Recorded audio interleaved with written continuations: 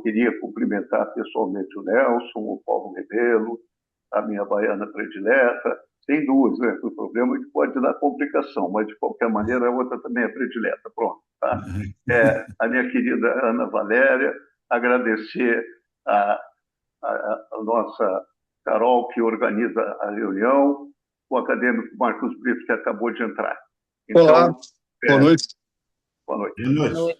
Então, deve ter feito muita coisa boa na vida, né? Então, estou muito feliz que você esteja aqui conosco hoje. A gente tem histórias passadas, né, que a gente não pode contar aqui de público, né, mas não tem nada de coisa feia, mas, de qualquer maneira, ia demorar muito para a gente contar todas essas histórias. O Roberto Vital, a Marina também nos dá o prazer de ter comparecido aqui, uma nutróloga, a Dília. Então, quem mais está faltando aqui? Eu já o cumprimentei. Boa noite. Tem colegas de turma aí? Tem colegas de turma aí? É a Dulcilene. A Dulcilene. A Dulcilene é o quê? Sua afiliada? É endocrinologista aqui de Brasília. Então tá bom. Então já vai ter mais gente de Brasília entrando. Vou passar a palavra para você, João. E é uma satisfação revê-lo, viu? Uma satisfação. Tá? E a academia está aberta para que você, de vez em quando, apareça, né? Para a gente lhe ver, lhe cumprimentar, saber que está em ação forte. E vamos lá, vamos fazer uma sessão bonita hoje.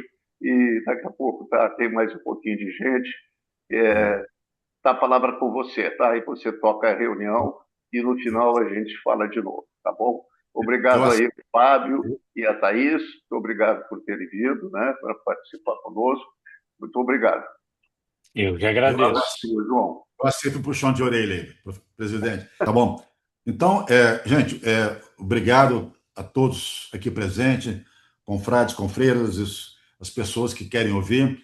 Nós trouxemos aqui um casal fantástico, além de serem um casal fantástico, entendem muito do assunto, né? Fábio e Thaís, eu vou me dar o luxo aqui de não ler o currículo de vocês, senão nós vamos demorar meia hora aqui do nosso evento. Então, nós vamos começar com a doutora Thaís, depois o doutor Fábio. Eu quero só fazer um introito aqui sobre o que nós vamos falar aqui hoje. A obesidade é uma epidemia global, né? Ela vai além da estética. Ela deixou de ser uma preocupação meramente individual para se tornar uma doença epidêmica. No cenário brasileiro, os dados são preocupantes. Nós temos mais de 62% da população encontra na faixa de sobrepeso ou obesidade. E tem um impacto multissistêmico no organismo, né? Então, tem um comprimento cardiovascular, pulmonar, osteoarticular. Nossos fisiatras aqui veem isso, os ortopedistas aqui também veem isso. Os distúrbios metabólicos e reprodutivos, né, com as alterações hormonais. A saúde, o sono, é muito comum eles terem apneia do sono, né? E, além disso, o peso é um estigma social. Infelizmente, o sofrimento do paciente não se restringe ao consultório médico. A sociedade impõe vários estigmas cruéis, rotulando injustamente, de uma maneira simplista, como preguiçoso ou alguém que não se esforça. Esse preconceito ignora a complexidade multifatorial das doenças, que envolve a genética. Nós temos hoje mais de 200 genes mapeados, e fatores socioeconômicos, né? Para dar um exemplo a vocês, o obeso ele tem menor índice de escolaridade e possui chances menores de conseguir cargos de destaques, e geralmente ganha menos. Nas relações interpessoais, a chance de casamento é menor nos obesos do que nos não obesos. Além disso, a reprodução deles também é menor, né? Além disso, tem menor probabilidade de ascensão financeira. O acúmulo de riqueza é prejudicado, criando um ciclo de vulnerabilidade. Se a gente for lembrar dos mais ricos do Forbes, dificilmente nós vamos encontrar um obeso, né? Talvez encontre, né? Mas assim, a gente não lembra de cabeça. Eu tentei aqui pegar um de cabeça, assim, não encontrei. Então, é uma doença que é um olhar que atravessa a balança e é necessário humanizar o tratamento e combater o preconceito, entendendo que isso não é uma coisa de vontade. Então, vou convidar a doutora Thaisa, que vai falar para a gente sobre o prognóstico dessa doença, fazer a introdução dessa doença. Depois o doutor Fábio vai entrar falando do tratamento da obesidade. Doutora Thais, o palco é seu.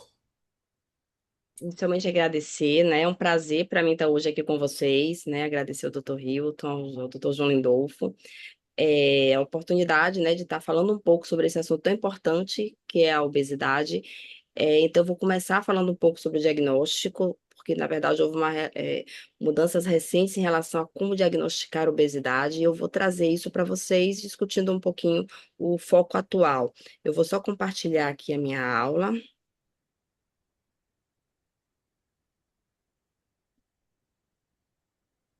Pronto, deixa eu só diminuir aqui um pouquinho para a gente passar.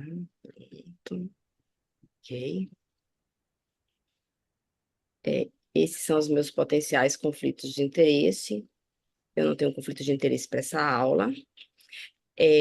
Na minha agenda, eu pretendo falar um pouco sobre o diagnóstico da obesidade, ou atual, como é que a gente atualmente avalia o paciente, quais são os critérios propostos pela EASO, o Edmonton, né, pela Sociedade Europeia de Obesidade, e, por último, falar um pouquinho sobre o conceito de obesidade controlada.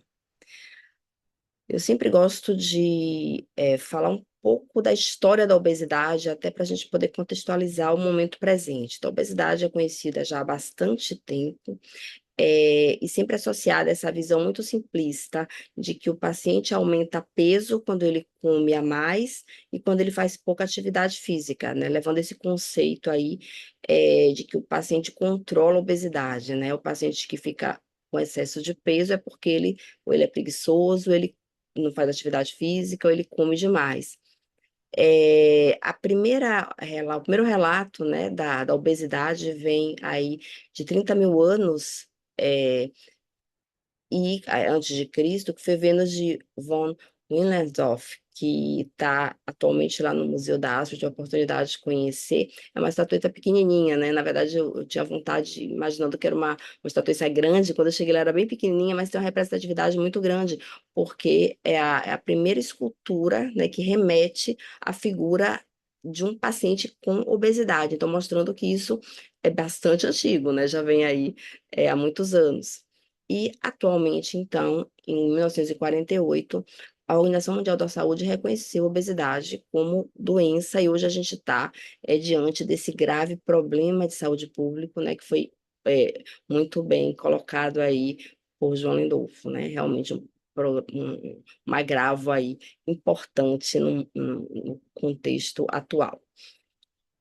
A primeira vez que foi avaliado uma forma da gente classificar esse peso, né? Foi através do Tratado do Homem, né? Publicado em 1885 por Adolf Kepler, que ele buscou uma relação álgebra. Ele é um matemático, na verdade, um filósofo, ele não é médico, mas ele então avaliou a relação da altura, né, com o peso, e chegou no IMC, né, que depois a gente vem utilizando há muitos anos já para classificar o paciente como tendo excesso de peso.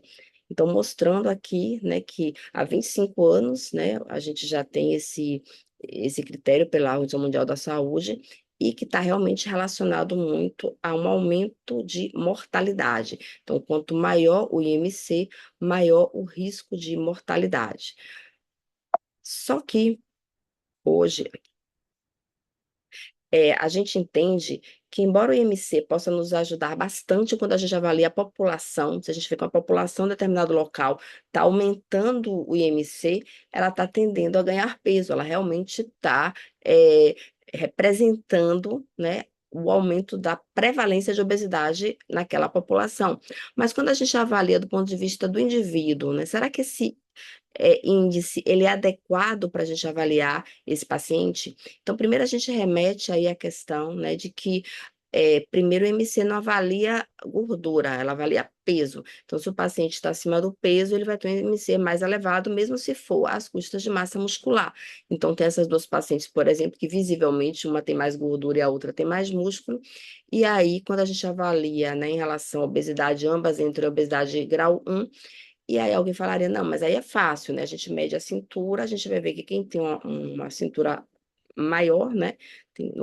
No caso, a primeira paciente com 98 centímetros teria mais obesidade e mais visceral, e a outra, que tem uma cintura de 70 centímetros, teria mais, na verdade, massa muscular mesmo.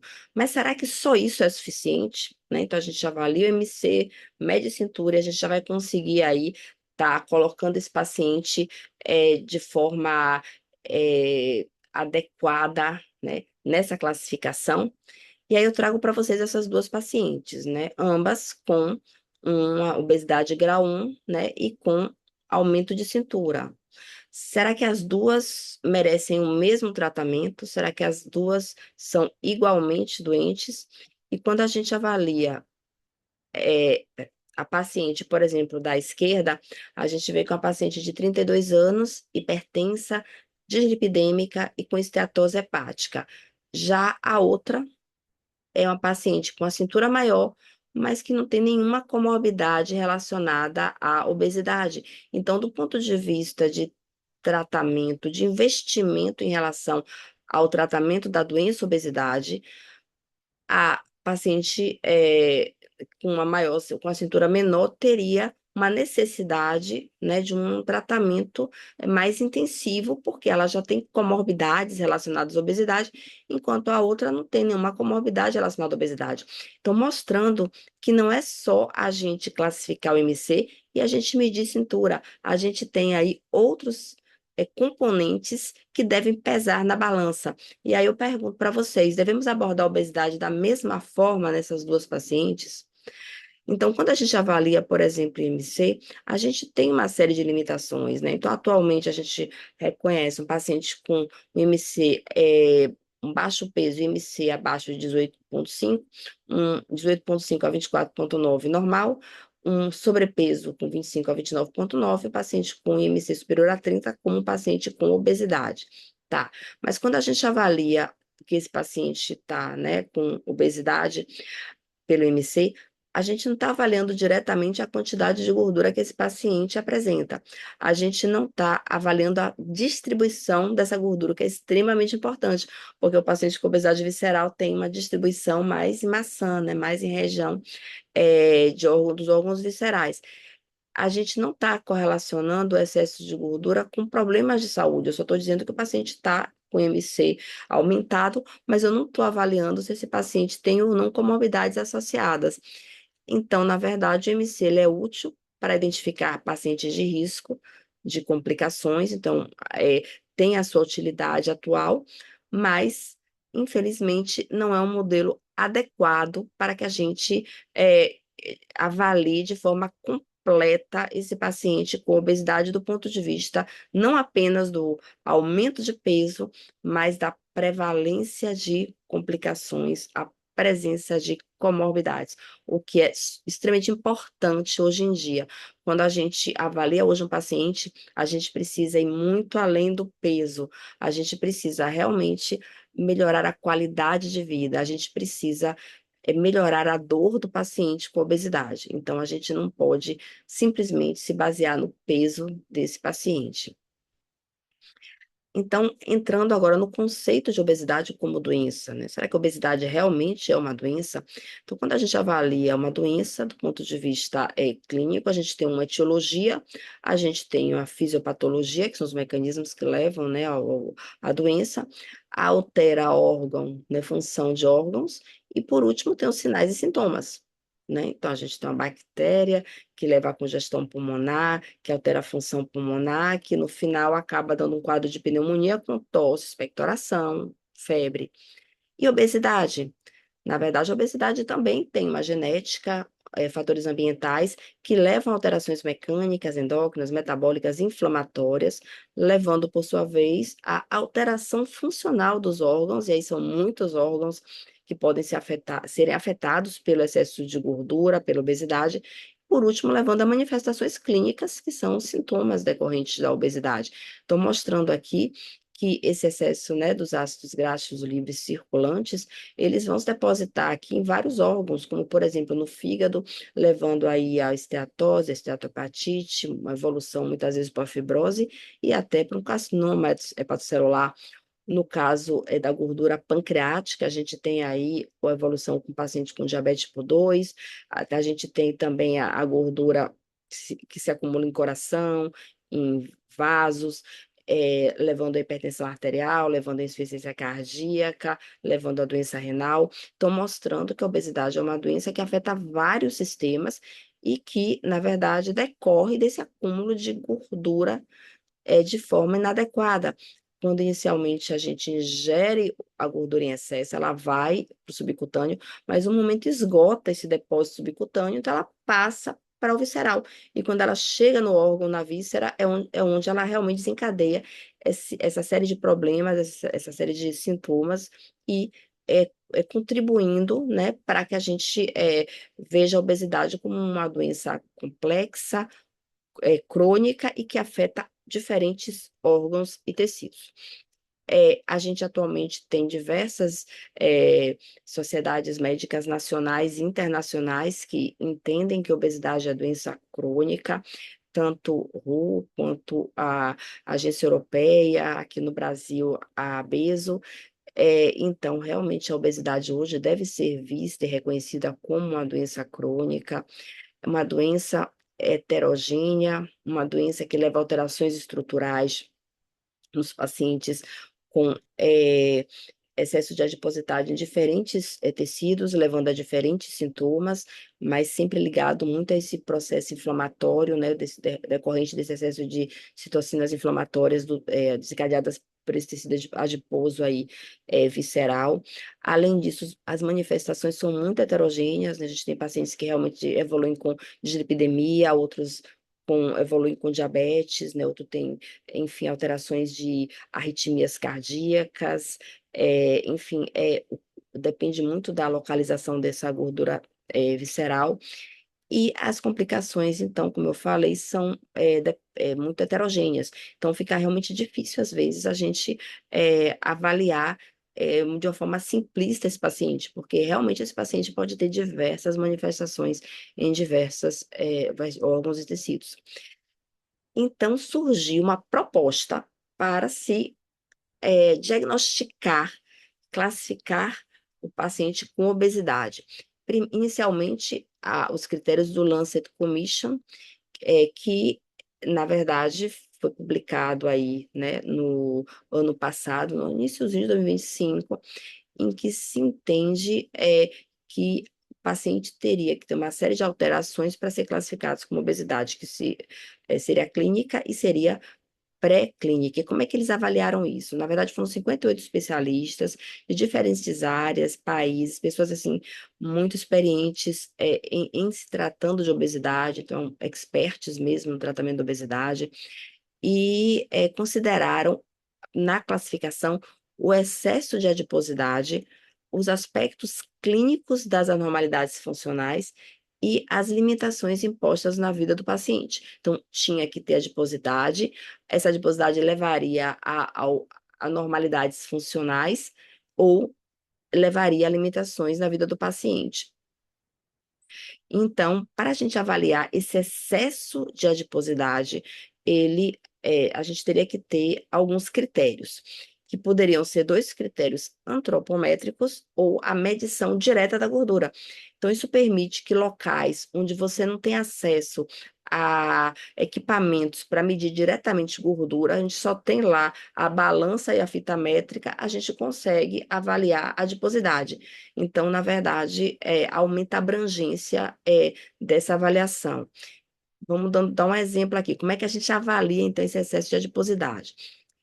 Primeiro, paciente com IMC elevado, mais um aumento de medida antropométrica. E aí pode ser avaliação cintura-quadril, a cintura-altura, a circunferência de cintura. Então, se o paciente tem IMC alto, mais um aumento de cintura, por exemplo, ele teria adiposidade. Mas se eu não tiver uma balança, eu estou num local lá no interior, bem, digamos assim, um local sem nenhuma estrutura, onde eu só tenho uma fita métrica. Então, vamos lá. Se eu tenho duas medidas aqui, por exemplo, a cintura quadril aumentada e uma cintura altura aumentada, eu já posso definir como paciente portador de obesidade. Mas se eu estou num centro onde eu tenho acesso, né, à DEXA, à bioimpedância, eu aí já vou fazer uma aferição direta da medida da gordura e vou diagnosticar, então, esse paciente como excesso de adiposidade. Então, ele traz, por exemplo, né, o IMC, que é o que a gente já conhecia, para homens e para mulheres acima de 30 como obesidade, como, né, esse excesso de adiposidade. A relação cintura-quadril maior que 0,90 nos homens, 0,85 nas mulheres, circunferência de cintura 102 em homens e 88 nas mulheres, cintura altura 0,5, né, tanto para homens quanto para mulheres, e a gordura corporal por DEX eles consideram maior que 25% para homens e 30 a 38% nas mulheres, isso como ponto de corte. Bom, a gente já definiu então que o paciente tem essa adiposidade. Qual seria o passo seguinte? O passo seguinte seria avaliar se o paciente tem obesidade clínica. Como é que a gente faz isso? A gente tem que ter alteração de função. Então, a gente tem que ter evidência de função alterada de órgão ou tecido devido à obesidade, né? E então ele coloca no homem uma série de alterações que vão, né? A gente aí, o paciente apresentando qualquer uma dessas alterações. Então, o paciente com excesso de adiposidade, que tem, na verdade, uma hipertensão de artéria pulmonar, ou que tem um MSLD com fibrose hepática, ou que tem hipogonadismo, ou que tem, por exemplo, um linfedema em membros inferiores, é, limitação de mobilidade. Então, tem adiposidade, mas qualquer uma dessas alterações, o paciente então é definido como tendo um quadro de obesidade clínica. Ele tem manifestações clínicas da adiposopatia. Para as crianças, foram 13, que também foram definidas por um grupo, e aí também o paciente tendo excesso de adiposidade, tendo qualquer uma dessas alterações, vocês veem aí que até a própria limitação das atividades do dia a dia, o paciente que não consegue calçar um sapato, o paciente que não consegue tomar um banho sem ficar dispineico, né, um paciente com incontinência urinária de repetição, esse paciente já teria obesidade clínica. Então, o paciente tem adiposidade, primeiro passo, o paciente tem alguma daquelas alterações que eu mostrei para vocês, e aí pode ser alteração de função do órgão ou do tecido, ou mesmo limitação de mobilidade, o paciente, então, é classificado como obesidade clínica. E aqueles pacientes que só têm excesso de adiposidade, não tem nenhuma manifestação dessa adiposidade, né? Aquela paciente que eu mostrei lá inicialmente. Então, essa paciente tem um quadro de obesidade pré-clínica, ela não tem ainda as manifestações clínicas. E por que que isso é importante? Porque a nível de saúde pública, a gente vai priorizar recurso para o paciente que tem obesidade clínica, enquanto que obesidade pré-clínica já precisa fazer prevenção, na verdade, mudança de estilo de vida, né? Algumas situações, tratamento, mas de qualquer forma a gente consegue individualizar a situação. A gente consegue desviar o recurso para aquele paciente que precisa mais. O fluxograma, então, ficou mais simples, né? O paciente tem adiposidade, sim, tem. Então, tem alteração de sinais e sintomas de disfunção de órgãos ou de limitação, sim. Então, esse paciente tem obesidade clínica, né? Sem sinais e sintomas, então ele tem obesidade pré-clínica, e aquele paciente que nem tem excesso de adiposidade, então esse paciente não tem obesidade. Então, como eu falei previamente, a grande vantagem de você classificar dessa forma, fazer esse diagnóstico de obesidade clínica ou pré-clínica, é exatamente você manejar isso. Então, a sugestão do Lancet Commission foi para o paciente com obesidade pré-clínica, foco na prevenção. Então, aconselhamento de saúde, monitoramento desse paciente a longo prazo para evitar que ele evolua com obesidade clínica, intervenções ativas de perda de peso. Já aqueles pacientes com obesidade clínica, aí sim, teria que haver uma ação mais importante no sentido de tratar essa obesidade, escolher um tratamento aí que pudesse trazer benefícios e avaliar esse paciente do ponto de vista de melhora do quadro clínico. Um grupo de dissidentes, nem todos concordaram com o Lancet Commission, então teve um grupo de dissidentes que da EASO, da Associação Europeia de Obesidade, que discordaram e publicaram um documento um pouquinho antes até do que o do Lancet Commission, em que eles propuseram outra forma de avaliação. o que eles, na verdade, tem alguns pontos que a gente pode estar discutindo depois, que eles, na verdade, entenderam que não seria o mais adequado. Por exemplo, o critério do Lancet Commission, ele não coloca o domínio mental em nenhum momento se o paciente tem depressão, se o paciente tem alguma doença do ponto de vista mental, isso não entra na avaliação. E esse grupo da EASO, ele entendeu que não. O paciente teria também um critério antropométrico, que seria exatamente esse acúmulo de gordura, seria o MC superior a 25, e eles utilizam a relação cintura-altura maior que 0,5, ou ainda obesidade com MC superior a 30, né? Então, superior a 30 ele já classificaria, mais o componente clínico, que pode ser alteração do domínio clínico, que seria as doenças, né, metabólicas, o domínio funcional, que seria exatamente essa dificuldade, né, paciente de exercer as funções dele, deambulação, e o domínio mental, que aí sim você teria uma repercussão de doença mental nesse paciente com obesidade, mostrando aí que poderia também ter afetar esses 3 domínios. Então, depois, uma vez você feito esse diagnóstico de obesidade, né, aí você vai avaliar, então, se tem ou não complicações médicas funcionais ou psicológicas associadas, vai estadiar a obesidade, aí ele usa os critérios de Edmonton, que eu vou falar um pouquinho mais na frente, para estadiar essa obesidade, e, por último, ele, então, avalia de forma individualizada o tratamento, né? Então, a gente tem tido muito esse conceito de individualização do paciente, né? O tratamento tem que ser realmente voltado para a situação daquele paciente, como eu mostrei para vocês, que é bem diferente de um paciente com obesidade para o outro. A gente vai ter um nível inicial de intervenção e caso não seja suficiente, então se mudaria a terapêutica e avaliaria outras opções aí de avaliação e tratamento desse paciente. Bom, isso aqui só para mostrar o que seria o Edmonton, ele avalia, então, como é que ele avaliaria esse paciente nesse critério? Ele avalia de acordo, como eu falei, mental, médico e funcional, estágio 0 a estágio 4. Estágio 0 é aquele paciente que não tem nenhuma alteração médica, nem mental, nem funcional. Estágio 1, o estado pré-clínico, é pré-diabetes, né? Ele tem um aumento já de pressão arterial, mas sem a doença. O estágio 2 já tem a doença, o paciente já tem diabetes, ou paciente que já tem hipertensão arterial. O estágio 3, que já tem um grau de complicação aí maior da doença. E o estágio 4, um paciente já com complicações mais graves. Então, estágio 0, sem risco aparente, estágio 2, pré-clínico, estágio 3, já tem a doença crônica, né? Então já tem um diagnóstico da doença, o estágio depois, o 3 já vem com lesão de órgão-alvo, e por último, já tem uma deficiência grave aí associada. Então, aí a gente também trataria de forma diferente o paciente de acordo com o estágio da obesidade dele. E por último, então, já finalizando, surgiu também, né, recentemente, o conceito de obesidade controlada, com um artigo publicado pela ABESO. E por que é importante esse conceito de obesidade controlada?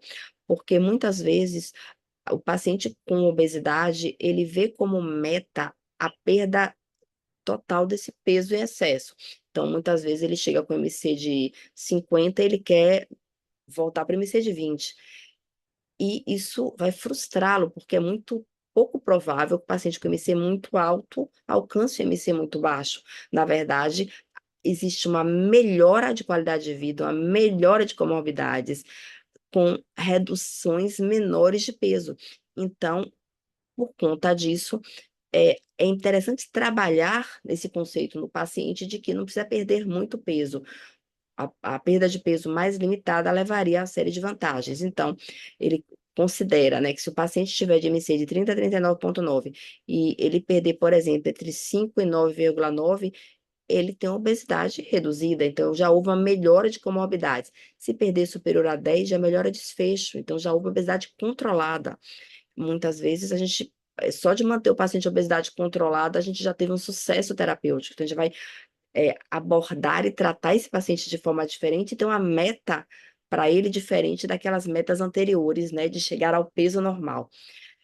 Isso, claro, né, para o paciente geral, mas pacientes com MCs muito, muito elevados, pacientes gestantes, crianças, idosos, não se aplicariam aí nesse conceito de obesidade controlada.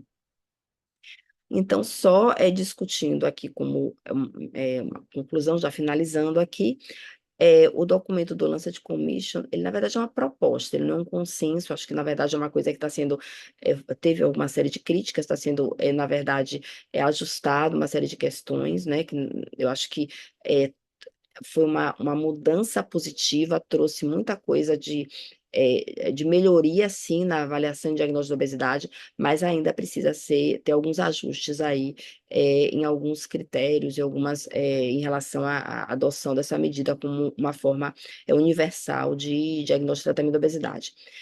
Ele, então, permitiu a diferenciação da obesidade pré-clínica e clínica, né? Representa uma ferramenta capaz de ajudar na adoção de estratégias de prevenção, principalmente saúde pública. A diferenciação de obesidade clínica da pré-clínica permite a priorização de recursos, como eu falei, então nos ajuda a guiar recursos para o paciente com maior gravidade de doença.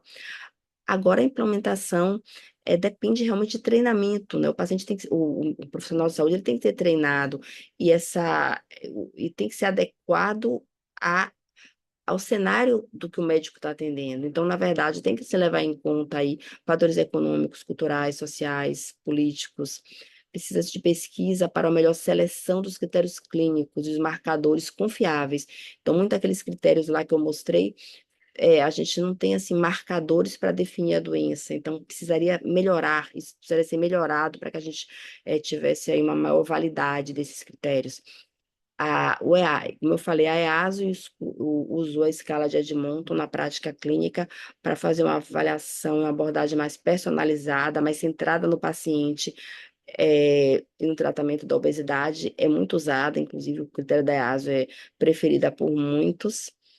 E é importante a classificação da obesidade centrada na trajetória do paciente. Então, colocando aí obesidade controlada, o conceito de que realmente é importante a gente avaliar o peso máximo que o paciente teve ao longo da vida para não chegar ao peso normal, mas para reduzir aí 10 a 15% do peso. Esse aqui é a equipe lá do CEDEBA e só antes de finalizar, eu gostaria de fazer um convite, convidando a todos a participarem do nosso evento, né, da Sociedade Brasileira de Diabetes, que vai ser o CITED, a gente vai ter a honra de estar recebendo lá na Bahia, né, o evento, e vai ser um evento assim bastante inovador, muita coisa de discussão clínica, muita novidade em termos de diabetes tipo 1, então todos são convidados a participarem do evento e também do latino-americano, que a gente vai ter já no final do ano, em outubro, também lá em Salvador, no centro de convenções, e que vai trazer aí a América Latina, né, e que estuda a obesidade, todo mundo junto para ter um momento aí rico de discussão em torno dessa doença grave. Bom, muito obrigado. Eu vou, então, parar o compartilhamento aqui de tela para botar a aula do Fábio. Obrigado, doutora. Excelente, como esperado, né? Fazer até um comentário, né? Eu estava vendo que o EHRENES, que é um sistema americano que eles fazem epidemiologia de tudo, né? Eles seguem número de infartos, de fratura, de epidemia, de diabetes. Eles calculavam a população americana de obesos em 43%, né? Pela nova classificação, pula para 61%, né? Que chama a atenção da importância da doença, né? Perfeito, João. Uhum, é isso mesmo. É extremamente importante mesmo, né? Acho que hoje em dia a gente precisa realmente estar preparado para lidar, né, com essa doença. Aqui, deixa eu só abrir aqui rapidamente. É um prazer estar aqui com o Dr. Wilton, que é uma referência, junto a essa academia que também ela é uma referência e principalmente ao lado do João Lindolfo, que, na verdade, ele é um grande inspirador para mim. Então, sem delongas, eu vou falar um pouquinho aqui, então, sobre o tratamento da obesidade, que a Thaisa já pegou e começou a falar, que está passando por uma série de mudanças em relação ao seu diagnóstico e também ao seu tratamento. Existem grupos que hoje acreditam que o nome não seria obesidade, seria adiposopatia, porque a adiposopatia seria o que mal aquela doença, o adipócito, né, inflamatório estariam fazendo. Esses são os meus potenciais conflitos de interesse. Para essa aula eu não estou recebendo, e é muito importante a gente diferenciar prevenção de tratamento. É muito importante aí a gente diferenciar é, prevenção de tratamento. Prevenção é tudo aquilo que a gente faz para evitar que a obesidade ela se instale. E outra coisa seria aqui, então, o tratamento, que é aquela pessoa que já tem obesidade. E os dados apresentados pela UOF recentemente mostram uma preocupação muito grande. Pela primeira vez na história, o número de crianças e adolescentes que estão acima do peso ultrapassaram o número de crianças e adolescentes abaixo do peso.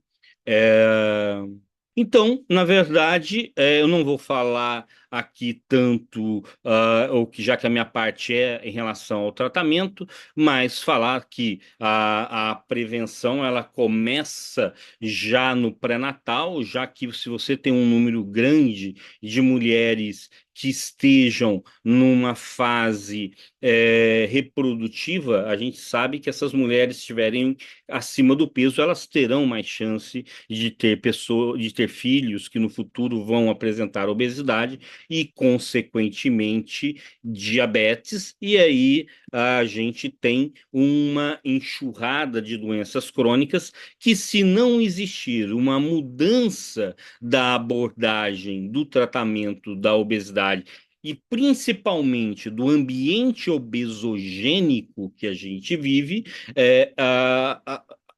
o cenário ele é realmente assustador.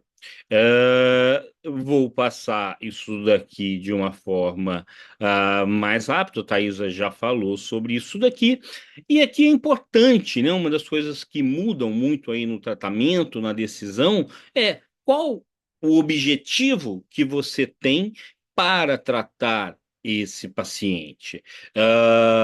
A gente discutiu, eu cheguei de Brasília tem 1h30, ontem eu participei em Brasília, no Senado, da audiência pública de obesidade, e hoje de uma sessão solene sobre obesidade, e eu vi assim muitos, a cirurgia é melhor, o ideal seria tal medicação, mas na verdade a gente tem que entender que tratar a obesidade ela vai além do peso e esses indicadores eles nos mostram mais aproximadamente o que você espera de uma determinada perda de peso. Então, por exemplo, se eu tenho um paciente com 110, 115 quilos ou 100 quilos que tem um diabetes assim diagnosticado, se eu conseguir 15% de redução de perda de peso, eu tenho uma chance muito grande de que essa pessoa tenha uma remissão do diabetes mellitus. Então, a gente começa a olhar a doença, a obesidade, e hoje eu achei muito interessante quando a Thaisa falou sobre o conceito de doença, porque hoje na sessão solene, a obesidade ela entrou muito como fator de risco, e Thaisa explicou muito bem o que é um conceito de uma doença e por que a obesidade entra como doença, mas ela também não deixa de entrar também como um fator de risco.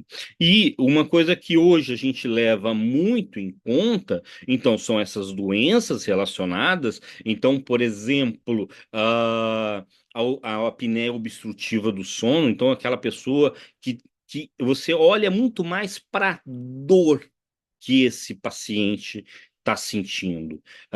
O João falou uma coisa interessante: a discriminação laboral ela é importante. Muitas vezes a primeira coisa que eu recebo no ambulatório, principalmente que eu faço um ambulatório do SUS de obesidade, é: doutor, e posso uma cirurgia bariátrica, doutor, eu arrumei um emprego. Isso é uma coisa muito interessante. E eu não vou entrar aqui em novos critérios, que a Thaisa falou, potência de perda de peso, mas o tratamento da obesidade, ela está mudando para dor ou para aquilo que a gente quer. E hoje se fala muito em medicina baseada em valor. E quando se fala em medicina baseada em valor, para cada lugar, para cada região, ou para cada operadora ou para cada governo, ele vai ter ali a principal dor e você precisa levar isso em conta. Eu estou trazendo aqui a diretriz da ABESO, que é uma diretriz que foi publicada há mais ou menos 10 dias, que fazia 10 anos que não era atualizada, é uma diretriz do tratamento farmacológico, mas eu vou abordar um pouco, mas ela fala um pouco da amplitude que é o tratamento da obesidade, mostrando que há 10 anos a gente não tinha uma atualização dessa diretriz, e quando a gente tem essa atualização da diretriz, a gente já tem uma modificação não só do arsenal terapêutico que nós temos para a obesidade, mas também os objetivos que a gente espera com aquilo. Então, aqui eu sou um dos autores, Thaisa é também uma das autoras, não vou tanto entrar, mas o, a mudança de estilo de vida, e uma coisa que eu acho interessante dessa diretriz, é que ela coloca a mudança de estilo de vida como um fator básico para isso. E mudar estilo de vida é aquilo que o João Lindolfo comentou no início. Deveria ser para todo mundo uma alimentação saudável, a prática de exercícios físicos regulares, o sono, que cada vez é mais negligenciado, o, esti o gerenciamento do estresse. Hoje, o meu avião atrasou, eu estava com essa aula e eu falei, poxa, será que eu vou conseguir chegar? E se você não tiver uma... E o estresse está no nosso... Está todo dia no nosso meio. Não tem como a gente fugir dele, mas tem como a gente mudar a forma que a gente olha para ele. Então, essa mudança de estilo de vida, ela é muito importante, principalmente quando a gente fala hoje na alimentação, que não existe uma dieta específica para todo mundo. Mas o importante é que, e hoje eu defendi muito na sessão solene, que não existe uma bala de prata para o tratamento da obesidade. Tratamento da obesidade envolve um, uma equipe transdisciplinar que tenha o médico, que possa ter o cirurgião, que possa ter o nutricionista, o educador físico. Cada vez mais, eu trabalho no hospital onde eu sou coordenador do serviço de obesidade, é um privado, e cada vez mais a saúde mental está envolvida também. Não vamos estigmatizar, mas as coisas, a própria saúde mental, hoje ela é uma grande preocupação. Ano passado eu participei da Assembleia Geral da ONU e dois temas muito discutidos foram doenças crônicas não transmissíveis e saúde mental.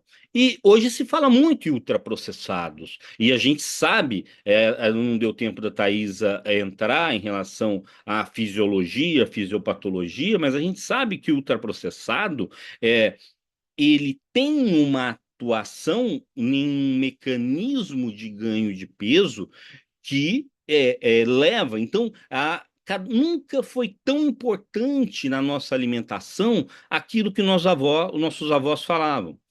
E aqui na Bahia, eu sou paulista, mas trabalho aqui na Bahia há um tempo, e às vezes eu vou para o interior, eles falam, o ovo de quintal, a galinha de quintal, ou seja, quanto menos ultraprocessado, melhor.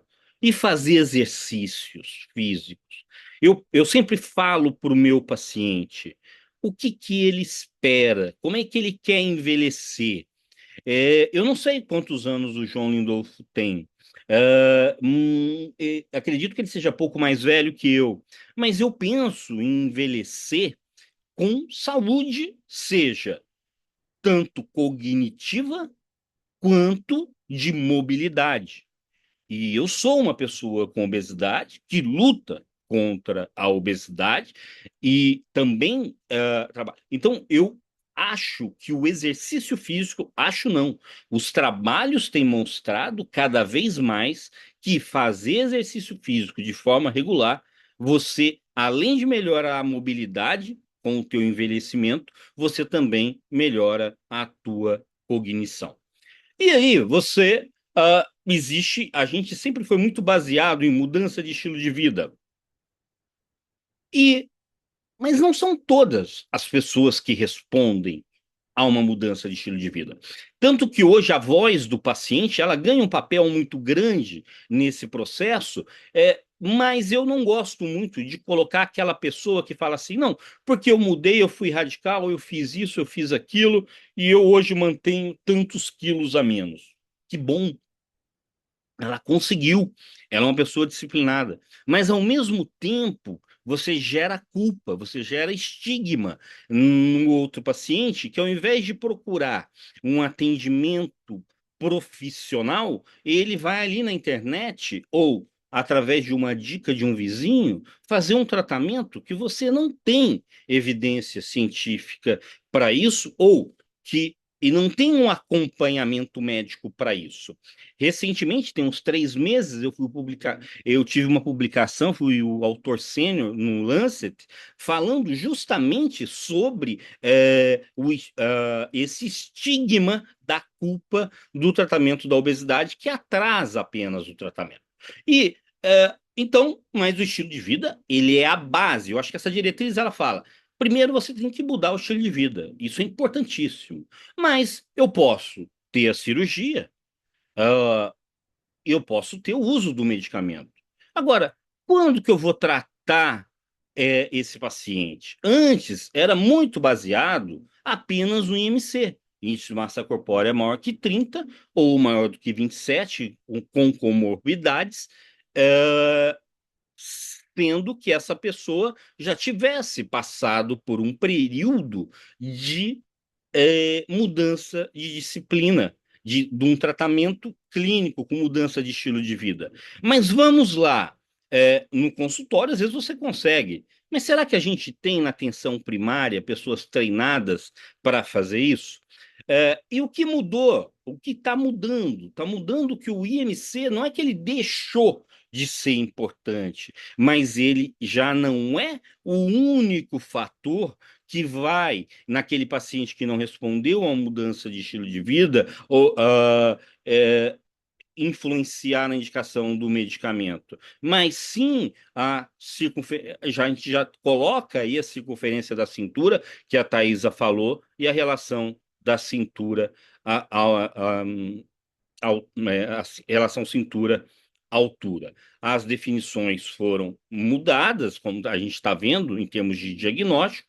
Então, recomenda-se o tratamento farmacológico da obesidade com alguns objetivos, que agora deixa de ser quantos quilos essa pessoa perdeu. Ou seja, melhora e remissão de sintomas, doenças que estão associadas, o risco cardiometabólico, a melhora da qualidade de vida, a funcionalidade e a redução da gordura corporal. Quem atende obesidade e a pessoa perde peso, uma das primeiras coisas que eles falam é: eu estou dormindo melhor, eu estou acordando melhor. Isso mostra que tem muita apneia do sono obstrutiva, a apneia obstrutiva do sono sendo subdiagnosticada. Então, a gente já começa a mudar do IMC do centro para as complicações. E a Isa também falou uma coisa que nas outras diretrizes não existia. E qual a meta que eu tenho para tratar esse paciente?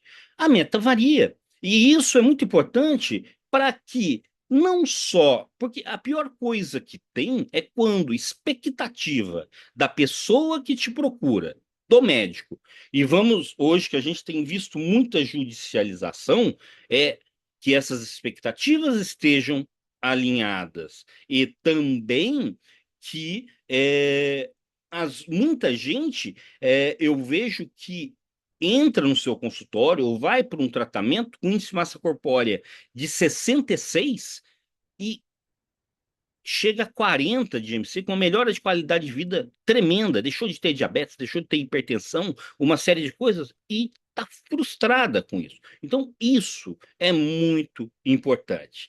E aí a meta, ela varia muito.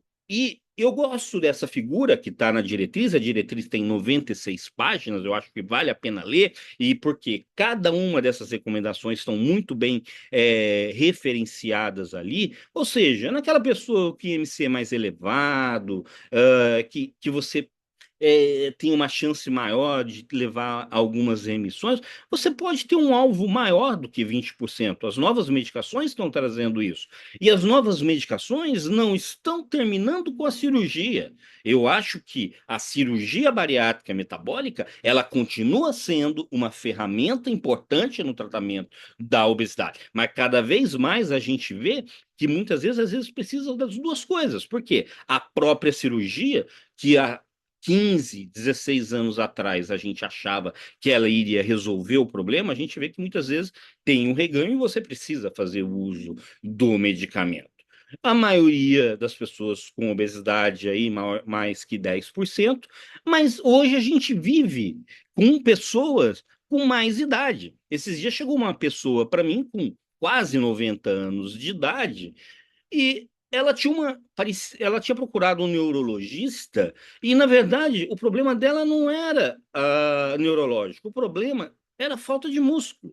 Por quê? Porque ela tinha um grau de adiposidade mais elevado e ela não tinha músculo. Por quê? Porque ela não fazia exercício de forma estruturada e ela também não tinha uma ingesta de proteína adequada. Então, nesses pacientes com mais idade, que são mais frequentes a cada dia no nosso consultório, a gente tem que estar mais atento a isso. Uh, e uma coisa importante, então, quando a gente está diante de um paciente que nos procura ali para o tratamento da obesidade, é entender de onde ele partiu, qual foi o peso máximo que ele teve. Recentemente, eu recebi uma paciente de alto nível que procurou atendimento em São Paulo, que pesava 180, 150 quilos, e chegou para mim com 80, reclamando do colega. E então, quando eu disse para ela que o peso que ela tinha, o que ela chegou, e perguntei para ela como é que era a sua vida antes e como é a sua vida melhor, a sua vida hoje, mudou muito a opinião dela. Então, isso é um critério abeso bem, esse tipo de proposta ela também é controversa, tem muitas pessoas na Europa e em outros países que não são favoráveis a isso, mas eu acho que você considerar o peso máximo de um paciente no tratamento, ele é muito importante. E qual medicação escolher? Né? Então, sempre que possível, deve-se considerar a utilização de fármacos de alta potência, quais possuem maior impacto nesses desfechos clínicos de qualidade de vida. Cada vez mais a gente está vendo o surgimento de novas drogas mais potentes, que ultrapassam, às vezes, 20% naquelas pessoas que tenham que são boas respondedoras, chegando a quase um resultado de cirurgia. Eu não estou colocando disputa tratamento clínico cirurgia, que eu acho que isso não é aqui o nosso objetivo. E também a posologia. Recentemente eu voltei da China, eu estou começando a fazer trabalhos com pesquisa clínica, aonde eu trouxe um GLP-1, que ele é de uso quinzenal, mas já tem medicamentos de uso mensal.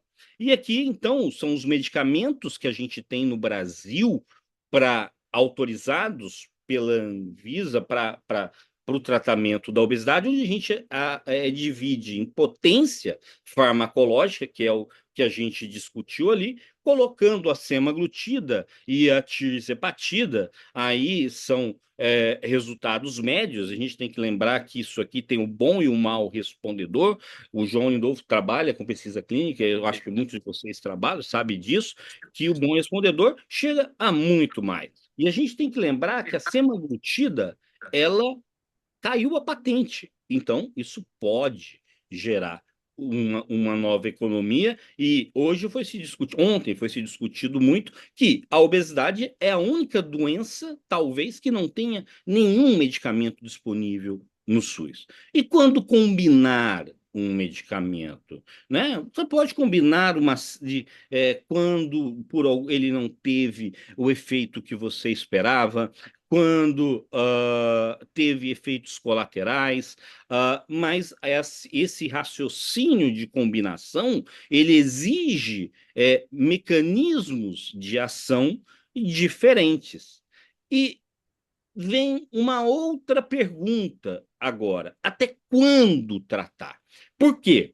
Porque a partir do momento que a gente começa a ver essa pessoa que, por exemplo, às vezes nós vamos ter pessoas com índice de massa corpórea de 26, 26,5, que são extremamente heterogênicas, têm uma série de complicações e se você usar um medicamento que tem 20% da perda do peso, você vai deixar ele em desnutrição. E aí, o nutricionista, aí que ele ganha um grande papel, que é, na verdade, essa pessoa, ou seja, o nutricionista ele precisa orientar, porque muitas vezes essa pessoa ela quer perder peso, e aí ela fecha a boca, não toma café da manhã, não almoça, não janta, e aí passa mal. Não, ela tem que estar bem nutrida. Então, e isso é algo que a gente ainda está trabalhando um pouquinho. De alguma forma, se recomenda-se o tratamento farmacológico da obesidade para manutenção do peso perdido em longo prazo. A gente sabe que é muito mais difícil manter o peso do que perder. Mas a gente sempre tem que trabalhar com dados e com a segurança do paciente. Aqui uma revisão sistemática, né, mostrando, né, nessa revisão que a parada do medicamento leva ao reganho de peso, mas a gente sabe que as experiências também de cada um podem, e cada paciente é diferente, tá?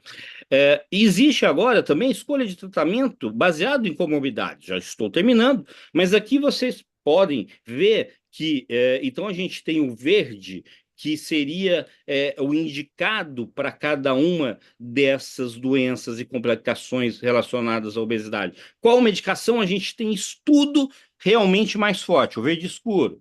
O verde claro, mais ou menos. E o outro é que a gente não tem. E o vermelho seria que a gente tem contraindicação. Então, a gente está tendo uma mudança de paradigma, como também um aumento do leque de opções. E aí, aquilo que eu falei, pacientes, pessoas com mais de 60 anos, com risco de sarcopenia, a gente precisa avaliar a sarcopenia. Pode ser por uma bioimpedância. Eu tenho um hand grip, que é um dinamômetro. Cara, é tão fácil. Eu pego o paciente e falo, puxa, se numa mulher deu menos que 16 quilos, eu já fico atento e vou atrás dessa sarcopenia. Então, em indivíduos com obesidade mais de 60 anos, que hoje eu já estou chegando lá, e eu cada vez acho que nós vamos ter 80, meu sogro tem 86 anos, é super ativo, a gente deve considerar para aquela pessoa com obesidade, sim, mesmo com mais idade, o tratamento farmacológico quando indicado, mas tem que ter todo um suporte para isso. E às vezes a gente precisa de medicamentos off-label.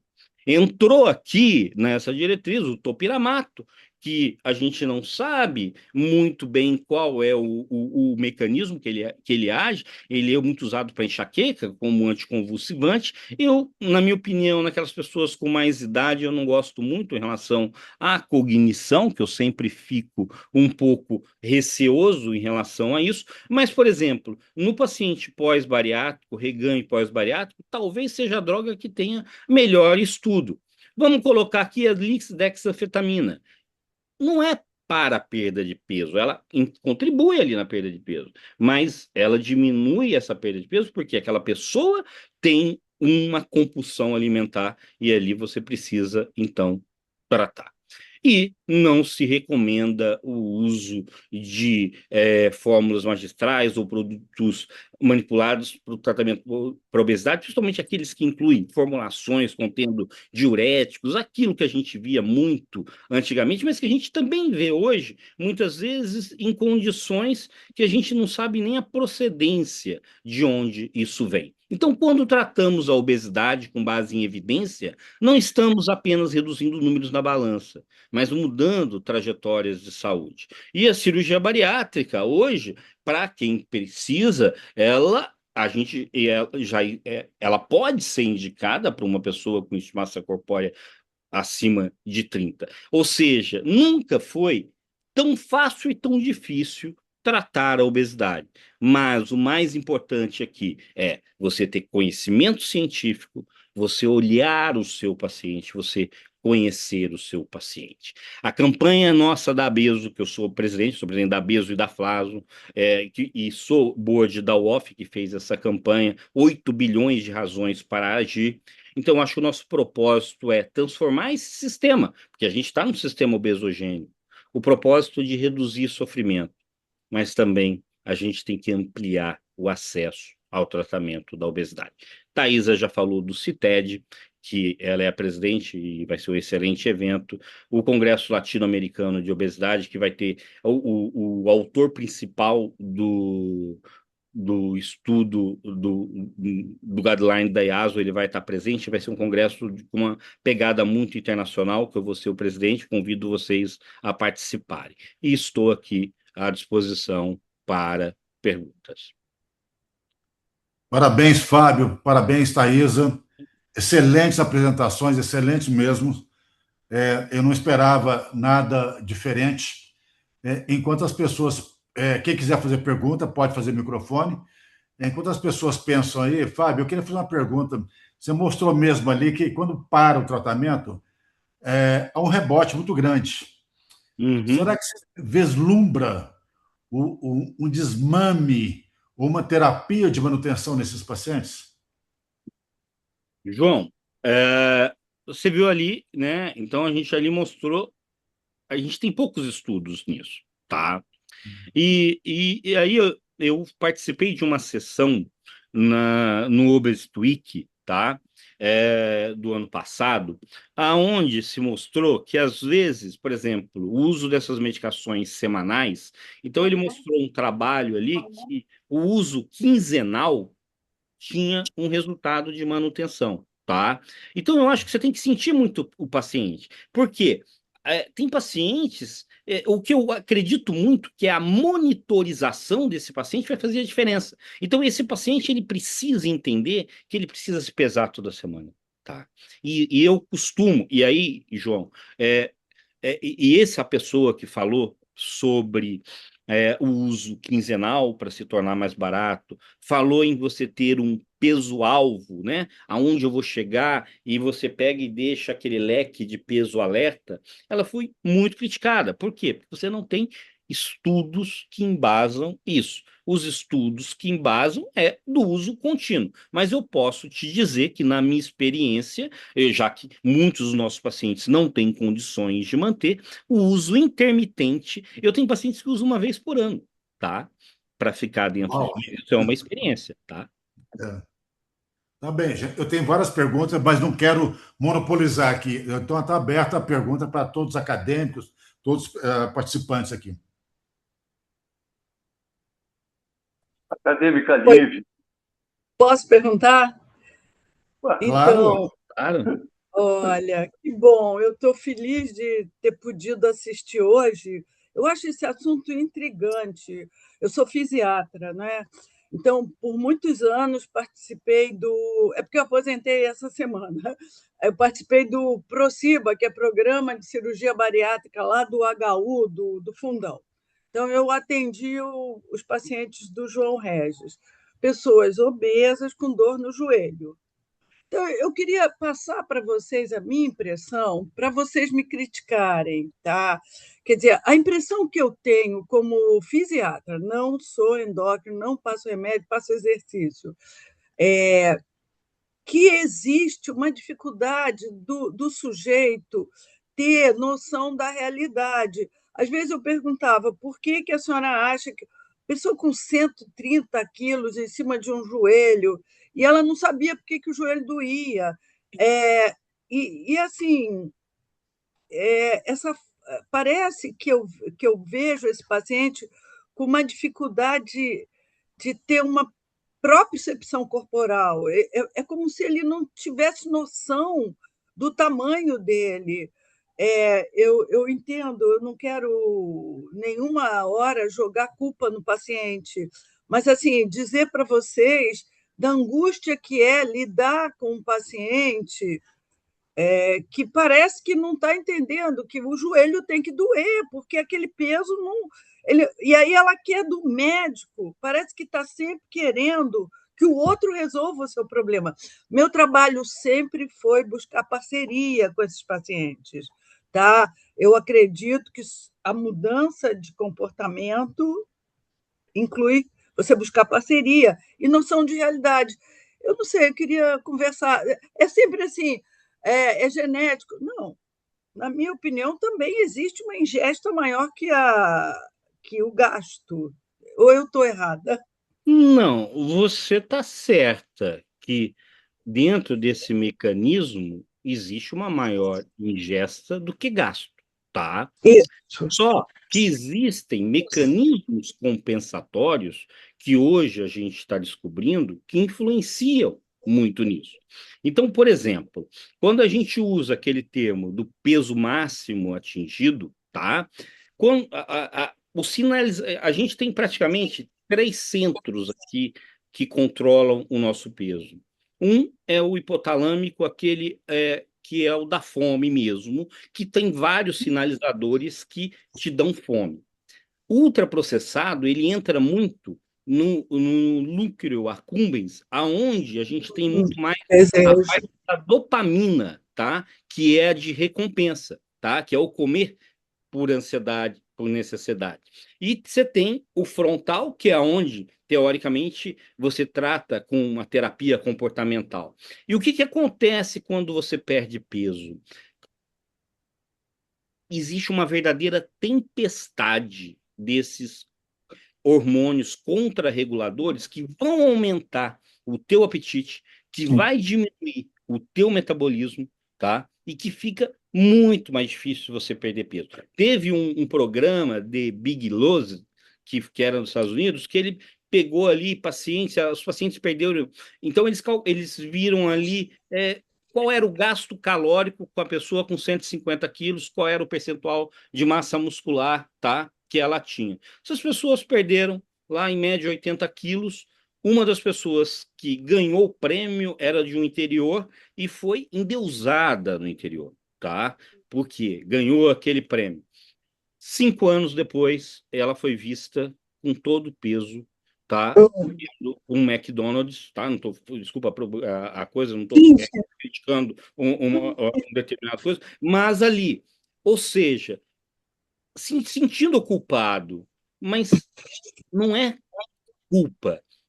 A gente precisa entender, e quando a gente implementou o serviço de manutenção no nosso hospital privado, os nossos resultados melhoraram muito, porque o paciente ele chegava ali, perdia peso e ia embora. Então, eu acredito muito, tá, que a gente precisa ainda conhecer muito sobre isso. E agora, eu concordo que a individualização é importante. E aí, você falou uma coisa que é muito importante: é o vínculo do profissional com o paciente. E não é só do profissional médico, tá? Muitas vezes é o psicólogo, é o fisioterapeuta que me passa a dica, é o nutricionista que me passa o dado. Então, vai depender muito, mas que é recidivante, e que Por enquanto, o que a gente tem de dados, e esse estudo foi um estudo grande, mostrou que o uso do medicamento deveria ser contínuo. Agora, como fazer isso na nossa população, né? E aí a gente inventa, mas eu preciso pensar, em primeiro lugar, na segurança desse paciente. Então, para mim, eu gero um vínculo muito grande e consigo ter um resultado muito bom. Eu chego para uma pessoa de 150 quilos, e eu tenho vários que começaram com 150 quilos, que chegaram a 80, eu falo o seguinte, meu amigo, você quer, eu começo quinzenal, eu tento diminuir a dose, e ele, doutor, eu queria experimentar ficar sem medicamento. Ele quer aquilo. Aí o que eu faço? Vamos combinar uma coisa? Você vai se pesar toda semana, tal dia. Se você bater 3 quilos a mais, você volta aqui. Por quê? Porque se ele voltar com 3 quilos a mais, em 15 dias eu resolvo o reganho do peso dele. Agora, o que acontece? O estigma, ele fica com vergonha. Ah, eu fui na festa do aniversário do João Lindolfo. Eu comi pra caramba lá. E depois eu fui lá em outro lugar. E ele pega, e ele só quer, e ele cria um vínculo tão grande contigo que ele tem vergonha de voltar para você. E aí ele volta depois com 150 quilos. Então, eu acho que. Mas a gente precisa de mais dados para isso. Enquanto isso, a gente. E por isso que hoje eu defendi muito, tá? Que se tenha. Não é medicamento, cirurgia, eu não acredito por um problema tão complexo como a obesidade que você vai ter uma bala de prata para isso. Eu acredito que nós temos que ter uma linha de cuidado bem estruturada para o tratamento da obesidade. Desculpa se eu prolonguei muito, tá? A resposta. Não, foi excelente, excelente. Só complementando aqui para a acadêmica Lívia, os cadeirantes nos Estados Unidos, 43% deles são obesos, né? Então, uma das causas, você está falando de dores no joelho, né? Pergunta, gente. Como fazer uma complementação, que eu achei interessante essa coisa do dor no joelho, né? Realmente é o que mais. A gente que trabalha, né, com obesidade, que tem uma quantidade muito grande de pacientes, normalmente a maior dor do paciente é exatamente as questões, de dores articulares. Muitas vezes, por exemplo, o paciente chega para a gente com uma glicemia de 400, né, um colesterol elevado, a gente bem preocupado com o controle do diabetes, mas o paciente, na verdade, está focado ali na melhora da dor articular. Então, acho que isso que o Fábio colocou, né, da gente conversar, né, entender a dor do nosso paciente é extremamente importante para a gente ter um sucesso aí na terapêutica. Só complementando uma coisa, recentemente está aumentando muito, e a gente vai fazer agora o primeiro evento da Abeso para pacientes, para pessoas que vivem com obesidade. E está aumentando muito as palestras para pessoas com obesidade. E numa delas, e o paciente ergueu a mão e falou assim para mim: Doutor Fábio, o senhor sabe tudo sobre tratamento para a obesidade, mas o senhor não sabe a dor que eu sinto, o senhor não sabe como eu vivo. E o que ele queria? Andar. Ele queria mobilidade. Eu não importo de morrer, doutor. Eu quero andar. Então a gente precisa começar também a olhar isso. Tá?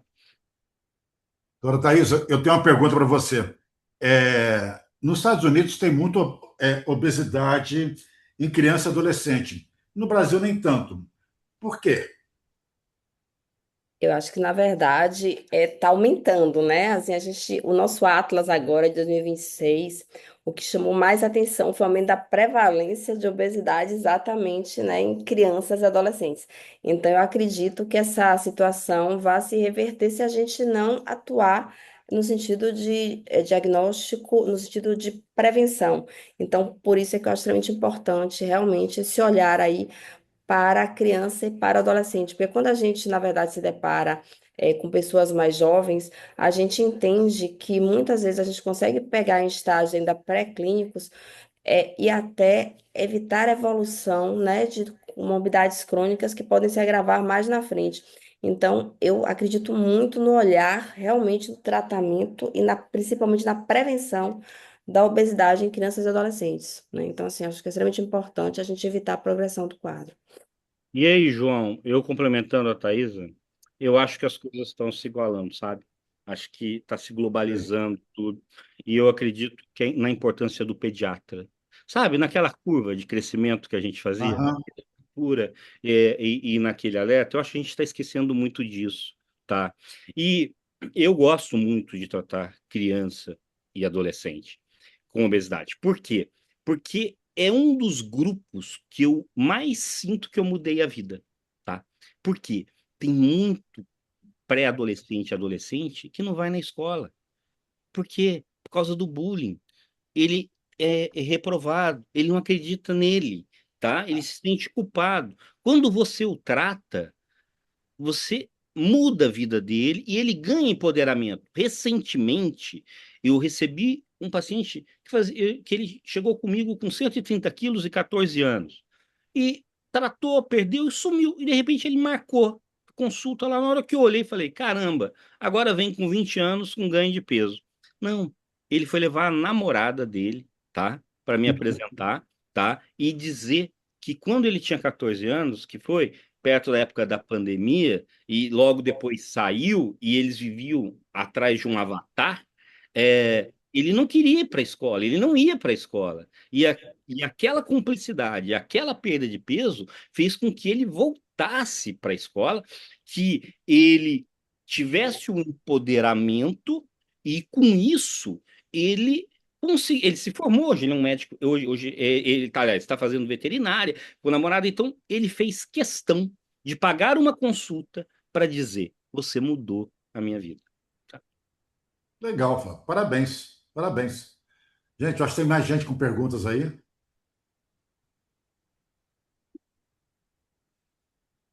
Bom, se não tem, antes de passar a palavra para o nosso presidente, agradeço muito ao Fábio e à Thaisa, foram show mesmo, viu? E foi muito esclarecedor, muito didático vocês dois. É um casal perfeito para fazer uma dupla na vida privada, e aqui foram 10. Eu agradeço demais vocês e sucesso nos dois eventos, né? Um preside um, outro preside outro evento, e sucesso lá com os eventos de vocês. Obrigadíssimo. Presidente Hilton. Bom, eu que agradeço. Você não tem ideia da honra minha e da Thaisa de estar com vocês, tá? E é, de como a gente se organizou diante dessa rotina toda maluca que a gente tem para estar. Por quê? Porque, poxa, é tão bom você trocar conhecimento com pessoas como vocês, e isso nos motivou muito. Então, eu queria te agradecer de coração, agradecer o nosso presidente também por ter permitido isso. Eu sei que a gente passou um pouco do tempo ali que a gente tinha combinado, mas Tá assim, tranquilo. a Uhum. gente fiz com muito cuidado, com muito carinho para vocês. É um grande Obrigadíssimo. grande prazer estar aqui com vocês, né? Assim, realmente, o Fábio expressou muito bem, né, o sentimento. Acho que, assim, compartilhar informação, discutir com colegas interessados, né, tá aqui foi uma grande honra para a gente, né? E agradeço, assim, demais esse convite. Obrigado. Professor Hilton. Bom, gente, acho que mais ou menos sempre é isso, 1 hora e meia, mais ou menos. Mas foi muito bom, realmente foi muito bom, é, foram muito gentis em transmitir esses conhecimentos todos, né? E eu fiquei realmente muito feliz com essa organização, né? Lastimo que a nossa querida Vânia não pudesse estar presente hoje, ela que organiza nossos eventos, a maioria das sessões, todas elas que organiza, e infelizmente ela não pôde comparecer, mas foi ela quem planejou, organizou e fez praticamente todo o trabalho. Esse trabalho dividido depois com a dona Regina, que é a nossa secretária-geral, e com a, a Carolina. A Carolina, Carol, é que organiza toda a reunião. Né? Então, esse é o nosso time de fazer acontecer. Né?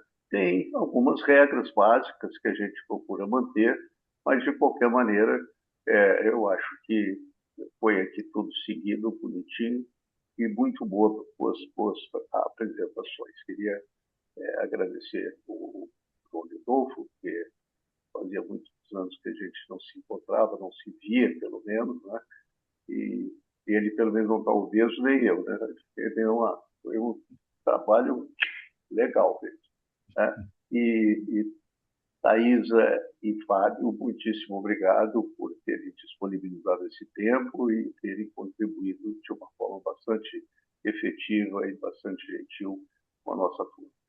Então, agradeço muito a presença de todos os acadêmicos, né, que puderam estar conosco hoje. E muito obrigado e boa noite.